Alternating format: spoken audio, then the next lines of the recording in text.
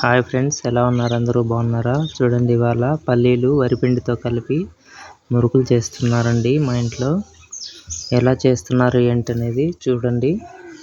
First ఆ విధంగా మురుకులు పిండి అద్దర్లో వేసుకొని స్టవ్ మీద పెనం పెట్టుకొని పెనంలో ఆయిల్ వేసుకొని ఆయిల్ వేడెక్కిన తర్వాత ఇలా పిండిని అద్దర్లో నుండి ఒత్తుకోవాలండి.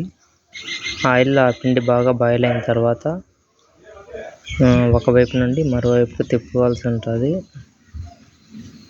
తిప్పుకున్న తర్వాత బాగా కాలిన తర్వాత చూపిస్తున్న విధంగా వెదురు పుల్లతో కానీ లేదా కర్రతో కానీ పైకి తీసుకొని పక్కన పెట్టుకోవాలండి.